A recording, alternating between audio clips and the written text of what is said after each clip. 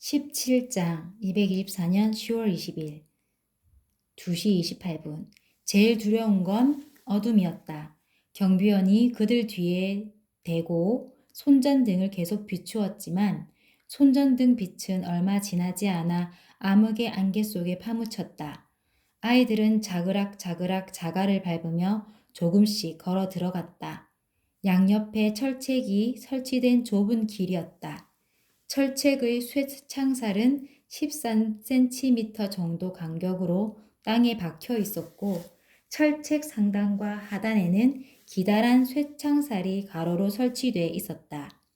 철책 너머에 뭔가가 있다 해도 어두워서 잘 보이지 않을 지경이었다. 으스스한데 민호가 조그맣게 말했지만 조용한 어둠 속이라 왕왕 울렸다. 알비, 내 손 잡아. 됐어 임마. 자갈을 밟고 걷는 그들의 발소리가 속삭임처럼 메아리 쳤다. 안쪽으로 들어갈수록 밀실공포증이 밀려들어 토머스는 뒤돌아 도망치지 않으려고 안간 힘을 썼다. 그들은 계속해서 걸어갔다. 얼마 안 있어 벽돌 벽 앞에 이르렀다. 양옆의 철책은 그 벽까지 이어져 있었다. 막다른 길이었다. 토머스의 두려움은 더욱 커졌다. 이제 어떻게 해? 겁먹은 티가 나는 징징대는 목소리가 나오는 건 어쩔 수 없었다. 돌아가? 테리사가 대답했다. 돌아가야지. 우리가 시키는 대로 말을 듣는지 확인하는 시험의 모양인데. 민호가 손가락을 제 입술에 갖다 붙여 테리사의 입을 다물게 했다. 그는 고개를 숙이고 귀를 기울였다. 뒤에서 비추는 희미한 손전등 불빛 속에 그러고 서 있으니 꼭 유령 같았다. 뭔가가 이리로 오고 있어. 민호가 벽돌벽 왼쪽의 철책을 가리켰다. 저 너머에서. 고개를 돌린 토머스는 민호가 가리킨 방향의 철책 너머를 바라보며 귀를 기울였다. 소리가 들렸다. 그들 넷이 숨만 겨우 쉬며 꼼짝 않고 서 있는 가운데 터널 안에 발소리가 들렸다. 토머스는 그 소리가 뒤에서도 들리는 것 같아 뒤를 돌아보았다. 이내 그 소리는 사방에서 모든 방향에서 들려왔다. 그리고 점점 커졌다. 알비가 속삭였다. 광인들이야. 사악이 자기네 건물 지하에 이 섬뜩한 감옥에 광인들을 처박아 둔 거야. 끝내주네. 발소리에 맞춰 움직이는 형체들이 시야에 들어왔다. 광인들이었다. 민호가 말했다. 평소에는 다른 데다 가둬놓고 있겠지. 광인들이 줄곧 여기 있었으면 우리가 이리로 걸어 내려오는 동안 이미 창살에 바짝 붙어 있었을걸. 사악이 우리한테 보여주려고 광인들을 야생동물처럼 풀어놓은 거야. 이쪽으로 점점 빨리 걸어오는 광인들에게서 신음과 뜻을 알 수 없는 중얼거림이 들려왔다. 그들이 토마스와 친구들을 본 게 분명했다. 스위치를 켠 것처럼 벼랑간 귀가 먹먹하도록 요란한 괴성이 주변을 가득 채웠다. 비명과 고통스러운 울음, 고함, 창살을 향해 빠르게 달려오는 발소리들. 두려움에 잠식당한 토마스는 벌벌 떨었다. 양옆의 쇠창살에 광인들이 마구 몸을 부딪히면서 먼저 온 다른 광인들을 짓누르고 있었다. 광인들은 창살 사이로 팔을 뻗어 손을 쥐었다 폈다 해가며 토머스와 아이들을 붙잡으려 했다. 토머스가 통로 한가운데 서 있었고 테리사는 바로 그의 옆에 있었다. 알비와 민호는 몇 발짝 떨어진 곳에 있었다.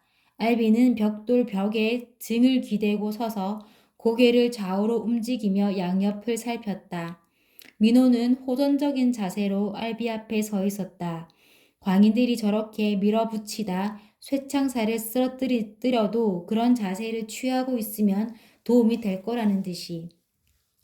토머스는 광인들을 바라보았다. 다들 종점이 한참 지난 모습들이라 두려우면서도 연민이 느껴졌다. 광인들은 토머스가 본 중 가장 공허한 눈을 하고 있었다. 온통 긁히고 터진 얼굴과 팔, 피가 묻고 찢긴 더러운 옷, 누군가는 비명을 지르고 누군가는 눈물을 줄줄 흘리며 흐느껴 울었다. 누군가는 도저히 이해할 수 없는 단어들을 거칠고 빠르게 내뱉었다. 광인들은 정신을 망가뜨린 끔찍한 병에서 벗어날 유일한 방법이 토머스와 아이들인 것처럼 손을 내밀고 또 내밀었다. 한 여자가 광인들 틈을 헤치고 벼랑간 앞으로 나섰다. 비교적 깨끗한 얼굴을 한 여자는 토머스를 똑바로 쳐다보면서 무슨 말을 해야 할지 고민하는 듯 입술을 달싹 였다. 그러다 마구 떨리는 목소리로 말하기 시작했다. 내 아이, 내 아이, 내 아이, 내 아이, 내 아이, 내 아이. 그녀는 내 아이라는 두 단어만 계속 되풀이했다.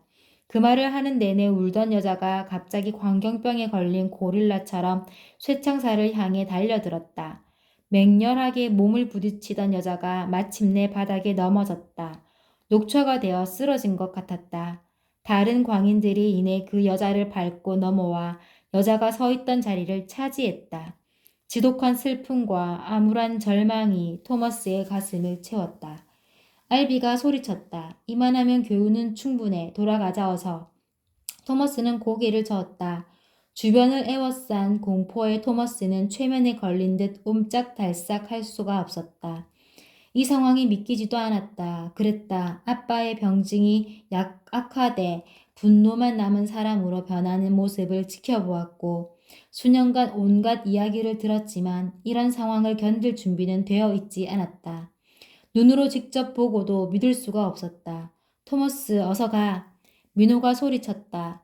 아이들은 양옆에서 팔을 뻗는 광인들을 피하기 위해 길 한가운데서 토머스와 나란히 한 줄로 서 있었다. 토머스는 고개를 끄덕였다. 처음보다는 두려움이 가라앉았다. 대신 깊고 우울한 감정 속으로 빠져들었다. 엄마도 저렇게 되었을까? 미쳐서 내 아이를 찾으며 울부짖었을까? 발이 자갈길에 딱 붙은 듯 떨어지지 않았다. 움직일 수가 없었다. 테리사가 그의 귀에 속삭였다. 토머스 괜찮아. 바로 이것 때문이야. 이것 때문에 우리가 여기 와 있는 거야. 사학을 도와 치료제를 찾자. 이런 병에서 사람들을 구하자. 테리사의 목소리가 토머스의 내면에 불을 밝혔다. 그제야 감각이 돌아왔다. 토머스는 방향을 돌려 그들이 왔던 길로 다시 나아가기 시작했다. 테리사가 바로 뒤에서 따라오고 있음은 굳이 확인할 필요가 없었다. 테레사는 그를 앞으로 밀듯이 손으로 그의 등 허리를 짚고 따라오고 있었다. 터널 양옆에 광인들이 가득했고 끝도 없이 몰려들었다. 광인들이 먹잇감을 잡아 찢어놓지 못하게 막는 것은 창살뿐이었다. 토머스는 좌우의 광인들을 돌아보았다. 다들 다른 사람들이었다. 그들을 집단이 아닌 개인으로 인식하고자 토머스는 한 명 한 명에게 초점을 맞췄다. 얼굴, 모발색, 체형이 다른 사람들.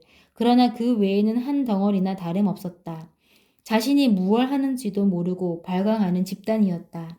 토머스는 앞을 바라보다가 불과 몇 걸음 떨어진 곳에서 길을 막고 서 있는 사람을 보았다. 놀란 토머스는 숨을 들이키며 걸음을 멈췄다. 테리사가 그의 등 뒤에 부딪혔다. 두려움이 목구멍을 틀어막아 숨이 막혔다. 남자였다. 창살 뒤에 모여있는 광인들과는 달랐지만 그렇다고 멀쩡해 보이지도 않았다. 지저분하고 헝클어진 금발, 구겨진 옷, 핏발선 두 눈, 겉보기에 상처는 없었고 똑바로 가만히 차분하게 서 있기만 했다. 팔에 작은 칠판을 끼고 있는 게 제일 이상했다. 남자는 말없이 칠판을 손에 들고 다른 손에 쥔 분필로 무어라 썼다. 그리고 토머스와 아이들이 읽을 수 있도록 들어 올렸다. 흐릿한 조명 아래 한 문장이 하얗게 빛났다. 사학은 선한 것이다.